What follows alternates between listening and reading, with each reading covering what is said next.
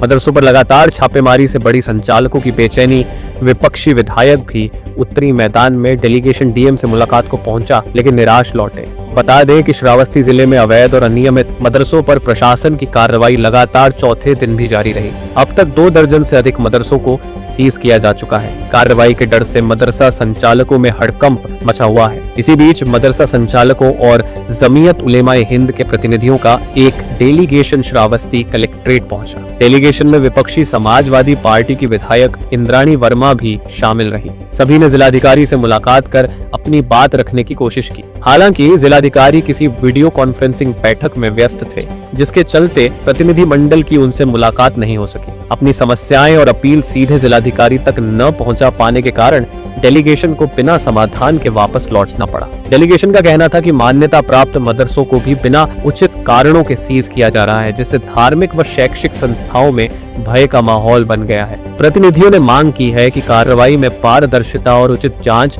सुनिश्चित की जाए। प्रशासन का कहना है कि यह कार्रवाई नियमों और जांच रिपोर्ट के आधार पर की जा रही है। जिला प्रशासन द्वारा स्पष्ट किया गया है कि अवैध गतिविधियों और मानक उल्लंघन में संलिप्त पाए जाने पर ही मदरसों के खिलाफ सख्त कदम उठाए जा रहे हैं। जिले में इस कार्रवाई को लेकर जहां प्रशासनिक सख्ती नजर आ रही है, वहीं मदरसा संचालकों और छात्रों में गहरी चिंता और असमंजस का माहौल भी बना हुआ है।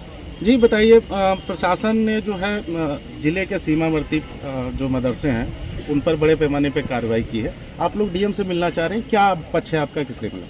ये हमारा पक्ष ये है कि भाई देखिए, हमारे दीनी इदारे चल रहे थे, जो हमें अधिकार दिया है कि आप मदरसे में बच्चों को दीनी तालीम दे सकते हैं।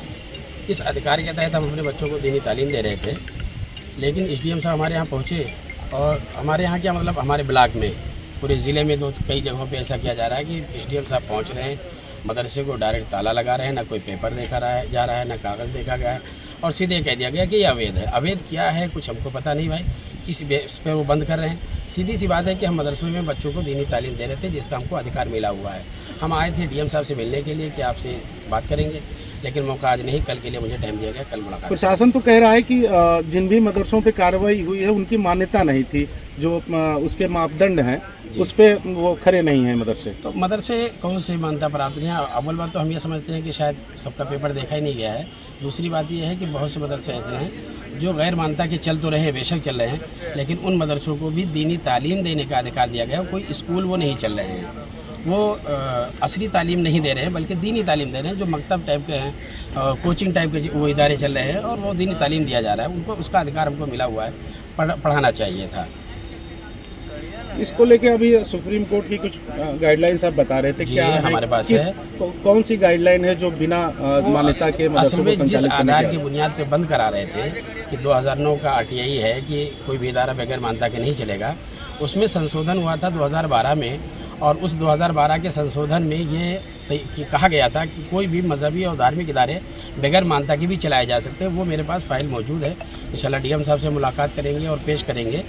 उस आधार के तहत हमारा चल रहा था। फिर उसी पे सुप्रीम कोर्ट ने भी 2-3 महीने पहले, 4 महीने पहले ये तय किया था कि जो जिस आधार पे ये इदारे चल रहे थे वो आधार पे चलेंगे, उसमें कोई तब्दीली नहीं होगी। वैसे ठीक है। और इसके विरोध में उलमा काउंसिल के साथ आप कलेक्ट्रेट में आई हैं डीएम से मिलने, क्या पक्ष है आपका इन मदरसों को लेकर? इन मदरसों को लेकर जब कल हमें जानकारी हुई तो मैंने एसडीएम जमनाहा से बात की, तो उन्होंने कहा कि जो मान्यता प्राप्त हैं वो मदरसे चलेंगे, और जो मदरसों का कागज़ सही नहीं है वो बंद किया जा रहा है। तो मैं आज उलेमाओं के साथ माननीय जिलाधिकारी महोदय से मिलने आई थी, कुछ हम लोग अपना पक्ष रखने के लिए कि बच्चों का भविष्य मदरसों से जुड़ा हुआ है। छोटे छोटे बच्चे जो स्कूल में अपनी तालीम लेते हैं, तो माननीय जिलाधिकारी वो वीडियो कॉन्फ्रेंसिंग में व्यस्तता के कारण उन्होंने कल 10 बजे बुलाया और कहा कि जो लीगल है वो नहीं बंद किया जाएगा।